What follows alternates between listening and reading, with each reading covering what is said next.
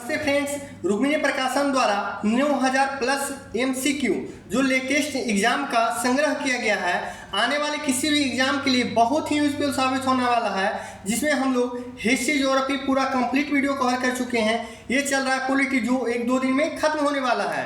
Question number 772 तक polity में कर चुके थे। आज हम लोग करने वाले क्वेश्चन नंबर 773 से। चैनल पे पहली बार है तो लाइक शेयर एंड सब्सक्राइब जरूर करें। और आज स्टार्ट करते हैं समय ना गवाते हुए। पहला प्रश्न कह रहा है कि भारतीय संविधान की देखिएगा 2 अनुच्छेद में न्यायिक समीक्षा की शक्ति को सर्वाधिक स्पष्ट रूप से व्यक्त किया गया है। तो दो कौन सा अनुच्छेद है? तो देखिएगा एक अनुच्छेद 32 है और एक अनुच्छेद 226 है। यानी ऑप्शन नंबर क्या हो जाएगा? सी करेक्ट हो जाएगा। अगला कह रहा है भारतीय संविधान का अनुच्छेद 76 निम्नलिखित में से किससे संबंधित है? तो देखिएगा अटॉर्नी जनरल की नियुक्ति से, अटॉर्नी जनरल की नियुक्ति से संबंधित है। भारत में देखिएगा सर्वोच्च न्यायालय में नियुक्त होने वाली पहली महिला न्यायाधीश ये कौन है? तो हो जाएंगे फातिमा बीबी हो जाएंगे। अगला कह रहा है कंपनी देखिएगा निधि 2013 के अनुसार कॉरपोरेट विवादों का निपटारा किसके द्वारा किया जाएगा? तो ये देखिएगा क्या हो जाएगा? ANCLAT क्या हो जाएगा? ANCALAT हो जाएगा। ऑप्शन नंबर ए हो जाएगा। देखिएगा NTPC स्टेज 1 यानी 2021 लेटेस्ट प्रश्न पूछा गया है जो आने वाले पूछेगा ही पूछेगा। जैसे अभी जस्ट हुआ था भारत के सर्वोच्च न्यायालय में नियुक्ति होने वाली पहली महिला न्यायाधीश फातिमा बीबी, जो आने वाले एग्जाम में भी पूछेगा क्योंकि प्रथम में लगा हुआ है। अगला प्रश्न कर रहा है भारत के महान्यवादी में देखिएगा संबंध में इनके बताना है कि कौन सा कथन सत्य नहीं है। अब देखिएगा वह मंत्रिमंडल का सदस्य होता है। तो हाँ, वह मंत्रिमंडल का सदस्य होता है। इसमें देखिएगा क्या नहीं होता है? तो सदस्य होता नहीं है। यानी ये देखिएगा सही है कि वह मंत्रिमंडल का सदस्य नहीं होते हैं भारत के महान्यवादी। और कहते हैं उन्हें संसद के सदन में बोलने का अधिकार है। हाँ, ये देखिएगा मंत्रिमंडल का तो सदस्य नहीं होते हैं लेकिन बोलने का भी अधिकार इनके पास है। बैठ करके बोल सकते हैं कोई विषय पे। देखिए उन्हें भारत का सभी अदालतों में सुनवाई का अधिकार है। तो हाँ, ये भी सही है क्योंकि इन्हें भारत की सभी अदालतों में सुनवाई का अधिकार होता है। उन्हें संसद के मतदान का अधिकार होता है नहीं, न मतदान का अधिकार होता है और न ही मंत्रिमंडल का सदस्य होते हैं। तो ऑप्शन नंबर डी क्या है? गलत है। अगला कह रहा है अंतरराष्ट्रीय देखिएगा न्यायालय के न्यायाधीश कितने वर्षों के लिए निर्वाचित किए जाते हैं? अंतरराष्ट्रीय न्यायालय आएगा तो 9 वर्ष। कितना हो जाएगा? 9 वर्ष के लिए निर्वाचित किए जाते हैं। भारत के उच्चतम न्यायालय के न्यायाधीश के पद पर नियुक्ति किए जाने हेतु अर्हत होने की देखिए किसी व्यक्ति को कितने समय तक उच्च न्यायालय में अधिकतम यानी रूप में सेवाएं प्रदान करनी चाहिए, यानी की हुई होनी चाहिए। तो ये 10 वर्ष होगा। कितने वर्ष होगा? 10 वर्ष होगा। अगला है भारत के उच्चतम न्यायालय का आदर्श वाक्य क्या है? तो देखिएगा यतो धर्मस्य तो जय। ऑप्शन नंबर हो जाएगा सी हो जाएगा। यतो धर्मस्य तो जय हो जाएगा। भारत के पूर्व मुख्य न्यायाधीश रंजन गोगोई से पहले मुख्य न्यायाधीश कौन थे? तो रंजन गोगोई से पहले थे दीपक मिश्रा हो जाएंगे। अगला प्रश्न कह रहा है कि भारत के देखिएगा भारत के उच्चतम न्यायालय के मुख्य न्यायाधीश और अन्य न्यायाधीशों की नियुक्ति कौन करता है? तो सभी का नियुक्ति कौन करते हैं? राष्ट्रपति द्वारा किया जाता है। सर्वोच्च न्यायालय के देखिएगा न्यायाधीश के रूप में योग्य होने के लिए एक व्यक्ति को उच्चतम न्यायालय में कितने वर्ष की न्यूनतम अवधि तक कार्य का अनुभव होना चाहिए? अभी जस्ट हुआ है 10 वर्ष का। भारतीय संविधान के अनुसार अटॉर्नी जनरल का कार्यकाल कितने वर्ष का होता है? तो ये देखिएगा अनिश्चित काल के लिए होता है, जब इनको चाहे हटा दिया जा सकता है। अगला कहा जा रहा है शब्द देखिएगा कॉलेजियम प्रणाली। कौन सा है? कॉलेजियम प्रणाली। अभी अखबारों में देखा गया था किस क्षेत्र के साथ वह शब्द संबंधित है? तो यह क्षेत्र क्या हो जाएगा? न्याय प्रणाली से, न्याय प्रणाली से संबंधित है। देश के निम्नलिखित में से किस उच्च न्यायालय का क्षेत्राधिकार सबसे बड़ा है? तो सबसे बड़ा की जब बात करेगा तो गुवाहाटी उच्च न्यायालय आ जाएगा। क्या आ जाएगा? गुवाहाटी उच्च न्यायालय आ जाएगा। सर्वोच्च न्यायालय के न्यायाधीश की सेवानिवृत्ति की उम्र कितनी है? तो देखिएगा सर्वोच्च न्यायालय की बात करेगा तो 65 वर्ष हो जाएगा। अगला है उच्चतम न्यायालय के न्यायाधीश की नियुक्ति कौन करता है? तो उच्चतम न्यायालय आ जाएगा, तो इसका नियुक्ति जो करते हैं कौन करते हैं? तो राष्ट्रपति द्वारा किया जाता है। राज्य का देखिएगा सर्वोच्च निधि अधिकारी कौन होता है?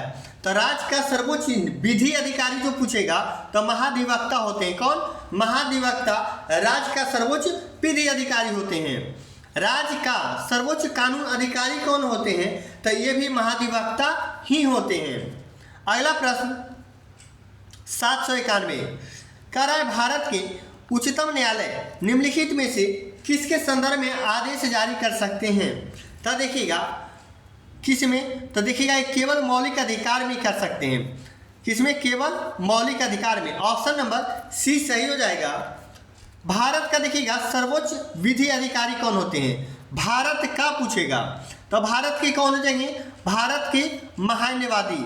कौन? भारत के महान्यायवादी भारत का सर्वोच्च विधि। और राज्य का सर्वोच्च विधि कौन हो जाएंगे? महाधिवक्ता जो हो जाएंगे ये क्या हो जाएंगे? राज्य का विधि अधिकारी हो जाएंगे महाधिवक्ता। अगला कह रहा है भारतीय संविधान के कानूनी आज्ञापत्र के अनुसार निम्न में से किस शब्द का शाब्दिक अर्थ शरीर यानी व्यक्ति को प्रस्तुत करना है? तो ये हो जाएगा कि हैबियस कार्पस। क्या हो जाएगा? Habeas corpus. भारत का सर्वोच्च विधि अधिकारी कौन होता है? तो जस्ट अभी बताए हैं भारत के महान्यायवादी। भारत के महान्यायवादी हो जाएंगे। भारत के सर्वोच्च न्यायालय द्वारा किसे नियुक्ति किया जाता है? तो देखिएगा नियुक्ति किया जाता है किसे? तो यहाँ से देखिएगा केंद्रीय गृह मंत्री को तो नहीं। अब देखिएगा लोकसभा अध्यक्ष को तो ये भी नहीं। रजिस्ट्री अधिकारी तो हाँ ऑप्शन नंबर बी हो जाएगा। रजिस्ट्री अधिकारी को भारत के सर्वोच्च न्यायालय द्वारा नियुक्त किया जाता है। भारतीय संविधान का अंतिम हस्ताक्षरकर्ता किसे माना जाता है? अंतिम तो अंतिम की बात करेगा तो सुप्रीम कोर्ट। कौन है?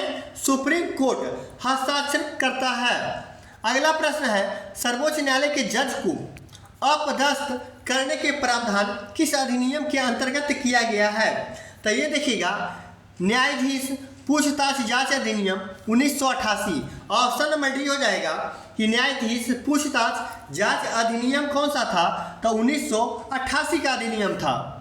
अब देखिएगा रिट कितने प्रकार के होते हैं? तो सभी जानते हैं रिट 5 प्रकार के होते हैं। भारत का सर्वोच्च न्यायालय कब स्थापित किया गया था? तो देखिएगा 1950 में। कब? 1950 में। इसमें देखिएगा फर्स्ट रिवीजन हम लोग कर रहे हैं, इसके वजह से डिटेल हम लोग डिस्कशन नहीं कर रहे हैं, नहीं तो बहुत लंबा वीडियो जाएगा। हम लोग फास्ट रिवीजन कर रहे हैं कि कौन सा क्वेश्चन किस एग्जाम में पूछा गया है। यह देखिएगा आरपीएफ एसआई का पूछा गया प्रश्न है, तो इससे पता चल जाता है कि लेवल क्या है। हमेशा तैयारी लेवल अप करके ही करें। देखिएगा करा प्रारंभ में सर्वोच्च न्यायालय के लिए निर्धारित जजों की संख्या कितनी थी? तो देखिएगा कितनी थी प्रारंभ में जब इसका स्थापना हुआ था, तो उस समय 8 जज थे। कितने थे? 8 जज थे। अगला प्रश्न है कह रहा है देखिएगा सर्वोच्च न्यायालय की स्थापना और संगठन के संबंधित प्रावधान भारतीय संविधान के किस अनुच्छेद में है? तो 1, 2, 4 क्या हो जाएगा? 124 अनुच्छेद। लक्षद्वीप देखिएगा केंद्र शासित क्षेत्र निम्नलिखित में से किस उच्च न्यायालय के क्षेत्राधिकार में आते हैं? तो ये केरल उच्च न्यायालय हो जाएगा। क्या हो जाएगा? केरल उच्च न्यायालय हो जाएगा। भारतीय संविधान के देखिएगा किस अनुच्छेद में सर्वोच्च न्यायालय के मूल अधिकार क्षेत्र से संबंधित प्रावधान है? तो ये देखिएगा अनुच्छेद आ जाएगा 131। अनुच्छेद 131 में सर्वोच्च न्यायालय के मूल अधिकार क्षेत्र से संबंधित प्रावधान है। भारत में दिल्ली उच्च न्यायालय की स्थापना कब की गई थी? तो ये हो जाएगा 1966। ऑप्शन नंबर सी करेक्ट हो जाएगा।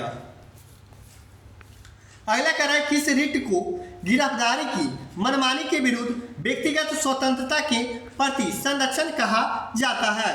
तो देखिएगा ये हो जाएगा हैबियस कार्पस। इसे कहते हैं बंदी प्रत्यक्षीकरण। क्या कहते हैं? बंदी प्रत्यक्षीकरण कहते हैं। निम्न में से किस उच्च न्यायालय का अंडमान निकोबार द्वीप समूह को प्रादेशिक न्यायाधिकार है? तो देखिएगा अंडमान निकोबार की बात करेगा तो कलकत्ता उच्च न्यायालय के अंतर्गत आता है। Option number B. कह रहा भारत का सबसे पुराना उच्च न्यायालय कौन सा है? तो ये भी हो जाएगा कलकत्ता उच्च न्यायालय, ऑप्शन नंबर डी।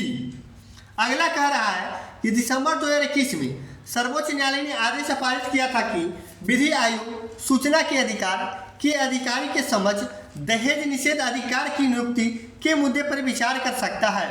यह आदेश देने वाला न्यायाधीश कौन थे?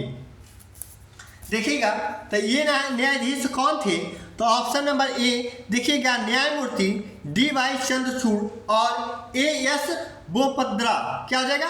बोपत्रा हो जाएंगे। मेन देखिएगा मेन रूप से ये थे न्यायमूर्ति बी.वाई. चंद्रचूड़। अगला प्रश्न है क्वेश्चन नंबर 809। कह रहा है कि देखिएगा किसके अभिप्राय उन मामलों हैं जिन पर देखिएगा उच्च न्यायालय द्वारा निचली अदालतों में जाने से पहले प्रत्यक्ष रूप से विचार किया जा सकता है? तो आरंभिक अधिकारता। क्या हो जाएगा? आरंभिक अधिकारता। अगला कह रहा है मार्च 2023 यानी 22 है ना, मार्च 2022 तक प्राप्त जानकारी के अनुसार भारत में कितने उच्च न्यायालय हैं? तो देखिएगा 25 हो जाएगा। सर्वोच्च न्यायालय और उच्च न्यायालयों के पास देखिएगा बंदी, प्रत्यक्षीकरण, अधिकार परीक्षा, प्रमादेश, उत्प्रेषण, निधि आदि के प्रकृति में रिट जारी करने का शक्ति। अब देखिएगा अनुच्छेद कहाँ से कहाँ है? तो अनुच्छेद 32 से लेकर के 226, अनुच्छेद 32 है और अनुच्छेद 226 है। दिल्ली उच्च न्यायालय की स्थापना जस्ट अभी हम लोग किए हैं 1966 में। उच्चतम न्यायालय की रजिस्ट्री का अध्यक्ष इनमें से कौन होता है? तो महासचिव होते हैं। उच्चतम न्यायालय के रजिस्ट्री का अध्यक्ष महासचिव होते हैं। अगला है भारत के सर्वोच्च न्यायालय के न्यायाधीशों के लिए आयु सीमा कितनी होती है? तो देखिएगा आयु सीमा जो होती है वो कितनी होती है? 65 वर्ष होती है। भारत के संघीय न्यायालय में किस वर्ष कार्य करना शुरू किया? तो ये कार्य जो शुरू करना किया था 1937 से। आज़ादी के पहले से ही भारत के संघीय न्यायालय ने कार्य करना शुरू किया था।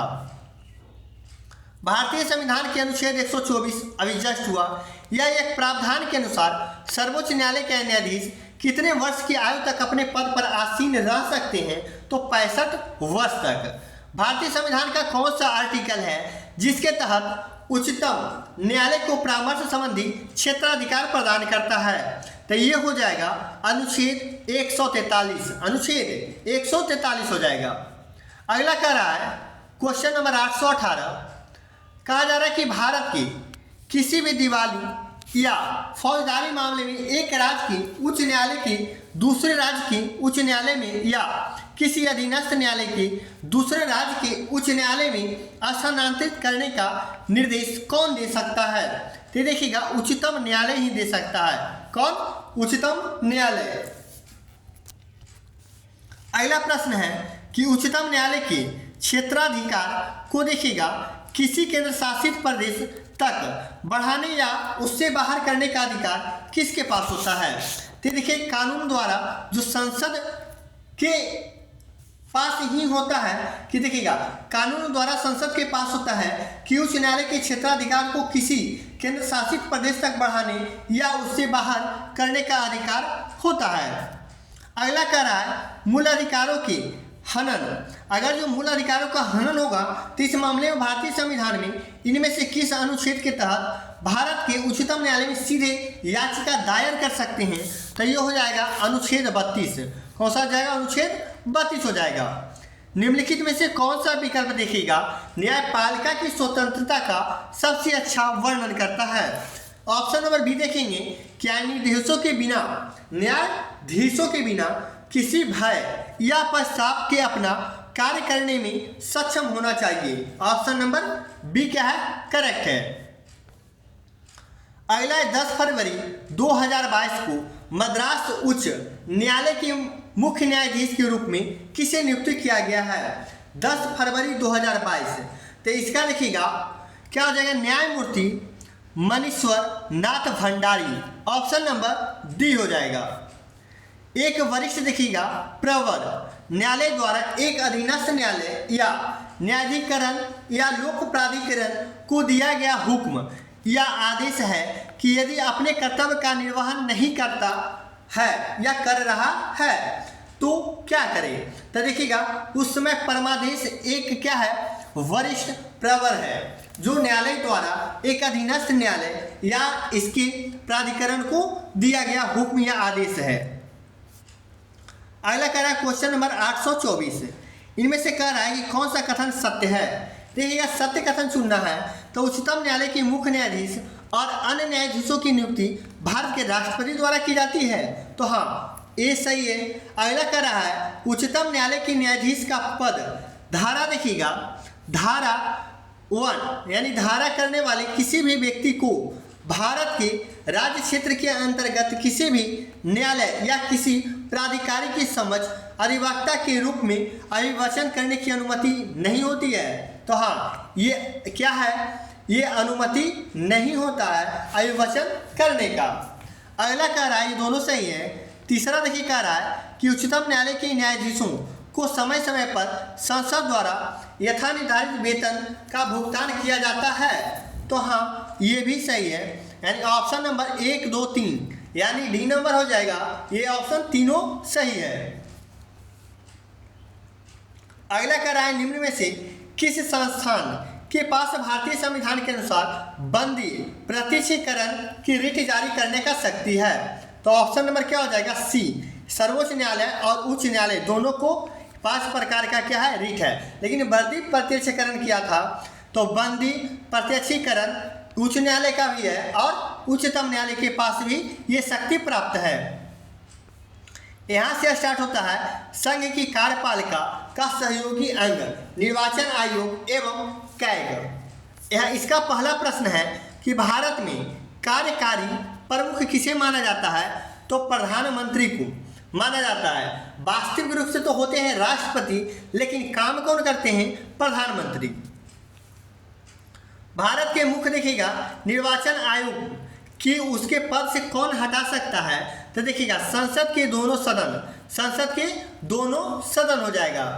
प्रांतीय चुनाव कब देखिएगा ब्रिटिश भारत में आयोजित किए गए थे, तो देखिएगा 1936-37 में। कब 1936-37 में किया गया था। अगला देखिएगा भारतीय निर्वाचन आयोग निम्नलिखित में से किसकी चुनाव प्रक्रिया के प्रशासन के लिए जिम्मेदार नहीं है, तो अब देखिएगा लोकसभा के लिए है, राज्य विधानसभाओं के लिए भी है। अगला देखिएगा अगला कह रहा है राष्ट्रपति और उपराष्ट्रपति के कार्यालयों के लिए, तो ये भी है पंचायत चुनाव के लिए। तो पंचायत चुनाव के लिए देखिएगा भारतीय निर्वाचन आयोग ये जिम्मेदारी नहीं लेता है, ये राज्य चुनाव आयोग जो है वो कराएगा पंचायत का। अगला कह रहा है निम्नलिखित में से CEC का अर्थ क्या होता है, तो इसका अर्थ है चीफ इलेक्शन कमिश्नर। क्या हो जाएगा, ऑप्शन नंबर सी हो जाएगा, चीफ इलेक्शन कमिश्नर हो जाएगा। कह रहा है किसी यानी किस केंद्रीय मंत्रालय के तहत नवोदय विद्यालय समिति और केंद्रीय विद्यालय संगठन स्वायत्ता निकाय है, तो देखिएगा मानव संसाधन विकास मंत्रालय, ऑप्शन नंबर डी हो जाएगा। अब देखिएगा मानव संसाधन विकास मंत्रालय का नाम क्या हो गया है, शिक्षा मंत्रालय में इसका नाम चेंज कर दिया गया है। निर्वाचन मंडल जो भारत के देखिएगा राष्ट्रपति का चुनाव करता है, इसका गठन कौन करता है, तो इसका गठन देखिएगा संसद और राज्य विधानसभाओं का निर्वाचन सदस्य द्वारा किया जाता है। अगला प्रश्न कर रहा है 17वां लोकसभा चुनाव किस वर्ष आयोजित किए जाने का प्रस्ताव है, तो ये देखिएगा 17वां का बात करेगा तो 2019 18वां कब हुआ था, तो 2024 में हुआ था।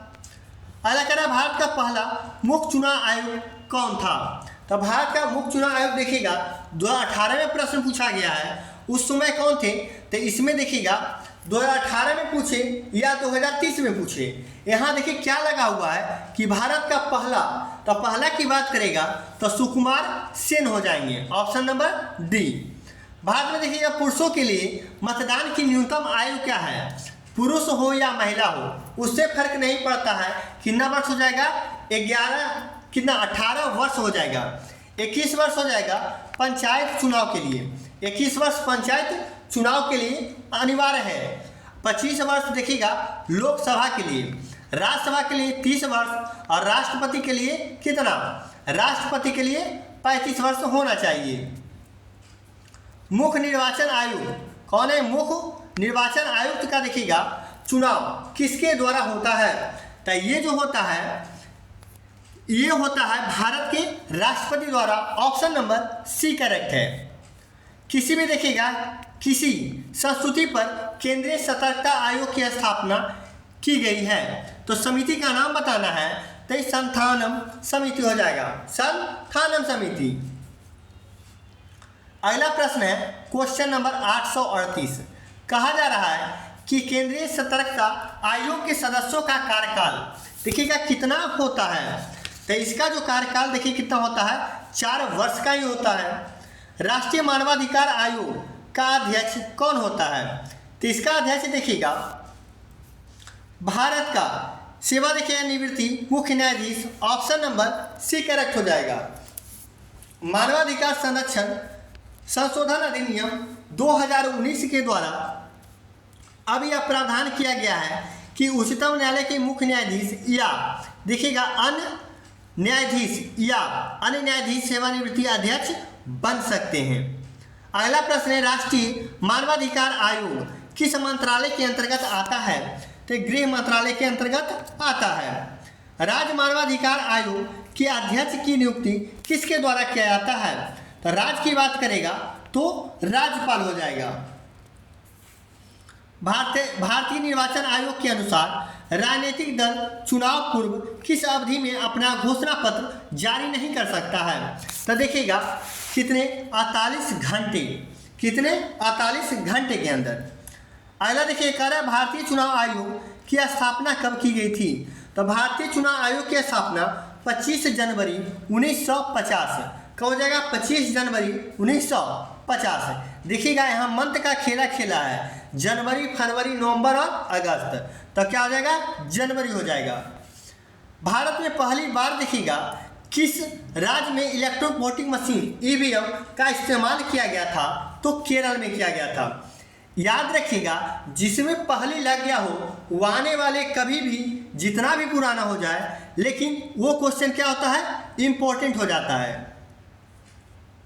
अगला है भारतीय निर्वाचन आयोग के अनुसार 2020 तक भारत के मतदान करने हेतु न्यूनतम आयु कितनी होनी चाहिए? तो 18 वर्ष होनी चाहिए। ईवीएम का पूरा नाम क्या है? तो electronic voting machine. Option number C, electric नहीं, देखिए क्या हो जाएगा? इलेक्ट्रॉनिक वोटिंग मशीन होगा। देखिएगा इलेक्ट्रिक वोटिंग मशीन दिया हुआ है लेकिन इलेक्ट्रॉनिक, ध्यान दीजिएगा थोड़ा। अगला का राज्य संघ और केंद्र सरकार के खातों के संबंध में संवैधानिक शक्ति और कर्तव्यों का प्रयोग निम्नलिखित में से किसके द्वारा किया जाता है? तो ये जो किया जाता है भारत के नियंत्रक एवं महालेखा परीक्षक द्वारा। ऑप्शन नंबर डी सही है। भारतीय निर्वाचन आयोग के संदर्भ में यानी संबंध में निम्नलिखित में से कौन सा कथन सत्य है? अब सत्य देखना है तो देखिएगा इसका गठन हर 6 वर्ष में किया जाता है, तो देखिएगा नहीं। अलग करा यह अस्थायी संवैधानिक निकाय है, तो देखिएगा यह कथन क्या है कि यह एक अस्थायी संवैधानिक निकाय है।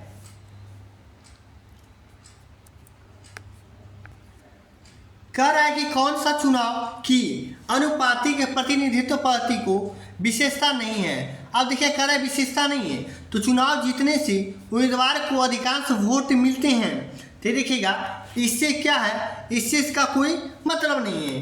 कह रहा है मतदान उम्मीदवार को वोट देते हैं, तो देखिएगा यही विशेषता नहीं है। ऑप्शन नंबर बी ही क्या है? मतदाता उम्मीदवार को वोट देते हैं, ये देखिएगा विशेषता नहीं है कि चुनाव की अनुपातिक प्रतिनिधित्व पद्धति। अगला प्रश्न कह रहा है कि भारत के मुख्य चुनाव आयुक्त और चुनाव आयुक्तों की नियुक्ति कौन करता है? तो ये जो करता है भारत के राष्ट्रपति द्वारा किया जाता है। 11 अप्रैल से 19 मई 2019 तक अवधि के दौरान आयोजित हुए लोकसभा चुनाव में कितने चरण थे? तो देखिए कितने चरण में था? तो 7 चरण में किया गया था। भारतीय संविधान में शामिल स्वतंत्रता, समानता एवं बंधुत्व का सिद्धांत किस देश के संविधान से लिया गया है? तो देखिएगा फ्रांस के संविधान से लिया गया है। क्वेश्चन नंबर 500 कितना है? 853 नंबर कह रहा है कि सरकार की वह प्रणाली जिसमें शक्ति को एक केंद्रीय प्राधिकरण और देश के विभिन्न संवैधानिक इकाइयों के बीच विभाजित किया जाता है क्या कहलाता है? तो देखिएगा संघवाद कहलाता है। क्या? संघवाद कहलाता है। चुनाव के समय राजनीतिक पार्टियों और उम्मीदवारों द्वारा नियमों और दिशा निर्देशों के एक सेट का पालन किया जाता है। इसे क्या कहा जाता है? तो इसे आचार संहिता कहा जाता है। अगला, किसी राजनीतिक दल को देखिएगा तभी तक एक राष्ट्रीय दल के रूप में मान्यता दी जा सकती है यदि वह आम या विधान चुनाव में किन्हीं भी 4 राज्यों और वैध मतों का कितना हिस्सा प्राप्त कर सकता हो, यानी प्राप्त करना होता है। तो देखिएगा 6%। कितना प्रतिशत? 6% राइट आंसर हो जाएगा। और कह रहा है देखिए कि आगे कहता है कि इसके अतिरिक्त किसी भी राज्य को 4 लोकसभा सीटों पर जीत हासिल होना चाहिए तभी इसको राष्ट्रीय दल के रूप में दर्जा मिलेगा। देखिएगा यहाँ क्या कह रहा है? किन्हीं 4 राज्यों में वैध मतों का 6% और देखिएगा राज्यों की 4 लोकसभा सीटों पर हासिल की हुई हो। अगला है लोकायुक्त के संदर्भ में कौन सा कथन देखिएगा सत्य नहीं है, यानी गलत हमको ढूंढना है। तो देखिएगा पहला ऑप्शन क्या कह रहा है कि लोक आयुक्त सत्ता का दुरुपयोग के आरोप में प्रधानमंत्री से प्रश्न कर सकते हैं? नहीं, यही तो गलत है। ऑप्शन नंबर यही गलत है, ये प्रधानमंत्री से प्रश्न नहीं कर सकते हैं। यह देखिएगा और बाकी क्या है? सभी करेक्ट है कि ये दुष्परिणाम के दौरान क्या है? दुष्प्रशासन की वजह से नागरिकों के साथ हुए अन्याय और कठिनाइयों के संबंध में शिकायतों की जांच कर सकता है। यह देखिएगा नागरिक शिकायत जांच की निगरानी कर सकता है। लोक सेवाओं के द्वारा किए गए सत्ता के दुरुपयोग के आरोप में जांच कर सकता है, लेकिन यह क्या है? सत्ता के दुरुपयोग के आरोप में प्रधानमंत्री से प्रश्न नहीं कर सकता है। इसके जांच करने का प्रावधान इसके पास है, शक्ति की जांच कर सकता है। अगला प्रश्न है भारत सरकार की लेखा 3 भागों में तैयार किए जाते हैं, निम्नलिखित में से कौन सा इन तीनों में से एक नहीं है? अब देखिएगा कौन नहीं है? लोक लेखा समिति है, समेकित समिति भी है। देखिएगा सहकारी निधि नहीं है, समेकित निधि है, आकस्मिक निधि है, लोक लेखा समिति है। अगला देखिए कह रहा है भारत में नियंत्रक एवं महालेखा परीक्षक का सामान्य कार्यकाल कितने वर्ष का होता है? तो इसका देखिए कार्यकाल 6 वर्ष का होता है। कितने वर्ष का? 6 वर्ष का होता है। अगला कह रहा है नोटा के विकल्प में कब देखिएगा भारतीय मतदान प्रणाली के हिस्से के रूप में शामिल किया गया था? तो नोटा को शामिल किया गया था 2013 में। कब? 2013 में शामिल किया गया था। किसे भारत सरकार का पहला विधि अधिकारी माना जाता है? देखिएगा भारत सरकार का पहला तो attorney general, option number A हो जाएगा। क्वेश्चन नंबर 861 कह रहा है किस चुनाव में महिलाओं के लिए 1/3 सीटें को आरक्षित है? तो पंचायती राज में। देखिए नारी शक्ति वंदन अधिनियम 2023 के तहत अब लोकसभा और विधानसभा में महिलाओं को 33% आरक्षण का प्रावधान किया गया है। निम्नलिखित में से किस चुनाव में महिलाओं के लिए 1/3 सीटों का आरक्षित है? अभी जस्ट हुआ पंचायती राज्य में। वर्ष 1982 में इलेक्ट्रॉनिक वोटिंग मशीनें यानी कौन सी विधानसभा चुनाव में पहली बार प्रयोग किया गया था? तो इसके पीछे भी हुआ है केरल विधानसभा में। मुख्य निर्वाचन आयुक्त किसके द्वारा नियुक्त किया जाता है? तो ये देखिएगा राष्ट्रपति द्वारा, ऑप्शन नंबर ए हो जाएगा। भारत की देखिएगा समेकित निधि जब देखिएगा यह निधि जिसमें निहित है कि भारत सरकार द्वारा या उसकी ओर से प्राप्त सभी धन जमा किए जाते हैं। अगला प्रश्न देखिएगा कह रहा है निम्नलिखित में से कौन सा अतिरिक्त संवैधानिक निकाय है? अतिरिक्त संवैधानिक निकाय, तो ये देखिए हो जाएगा नीति आयोग। क्या हो जाएगा? नीति आयोग हो जाएगा। योजना आयोग का स्थापना कब किया गया था? तो 1950 में किया गया था। भारत के मुख्य निर्वाचन आयुक्त की नियुक्ति कौन करता है? तो इसका देखिएगा नियुक्ति कौन करता है? तो इसका नियुक्ति करते हैं राष्ट्रपति द्वारा किया जाता है। Option number B. कौन सा विभाग देखिएगा वित्त मंत्रालय के अधीन है? तो वित्त मंत्रालय के अधीन देखिएगा राजस्व विभाग भी आता है, व्यय विभाग भी आता है, यानी दो ही को है। तो ऑप्शन क्या हो जाएगा इनमें से? सभी हो जाएगा। आर्थिक मामले का भी विभाग है, तो ये तीनों इसके अंतर्गत आता है।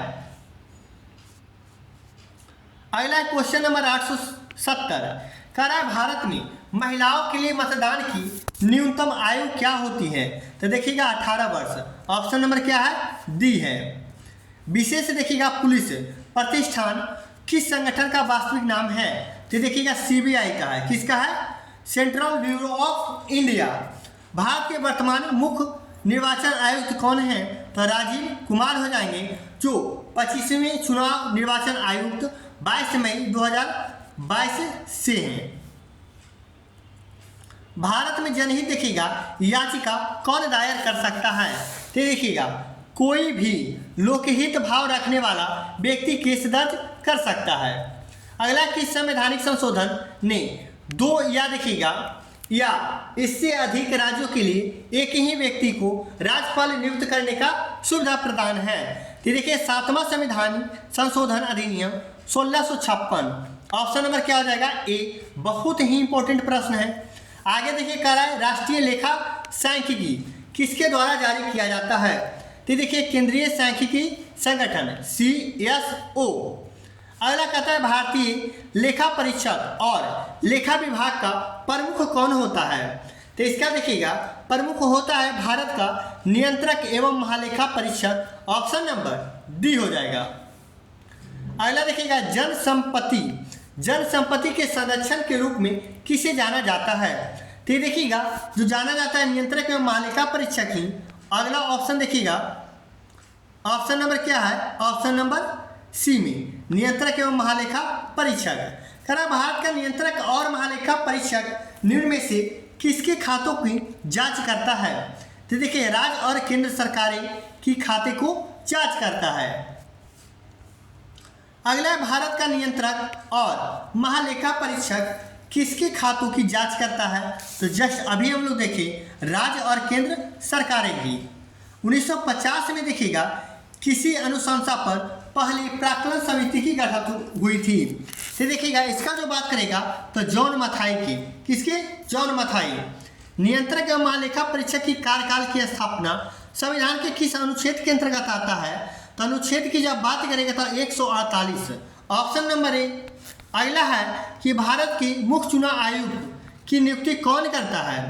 तो इसका नियुक्ति देखिएगा भारत के राष्ट्रपति द्वारा किया जाता है। भारत के चुनाव आयोग की स्थापना तो 1950। भारत के देखिएगा नियंत्रक और महालेखा परीक्षक की नियुक्ति किसके द्वारा की जाती है? तो यह राष्ट्रपति द्वारा ही किया जाता है। अगला प्रश्न है मतदान का अधिकार। देखिएगा मतदान का जो होता है अधिकार तो 18 वर्ष होता है, लेकिन मतदान का अधिकार एक क्या है? राजनीतिक अधिकार है। मतदान का अधिकार क्या है? एक राजनीतिक अधिकार है। तो ऑप्शन नंबर ए क्या हो जाएगा? करेक्ट हो जाएगा। आज यही सेशन समाप्त होता है।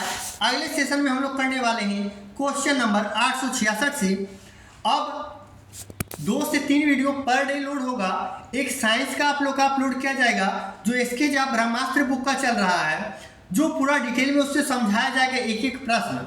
इस वीडियो को ज़्यादा से ज़्यादा शेयर करें और एक 3 मिनट का भी शो लाया जा रहा है जो डायरेक्ट एग्जाम में क्वेश्चन से रिलेट करेगा।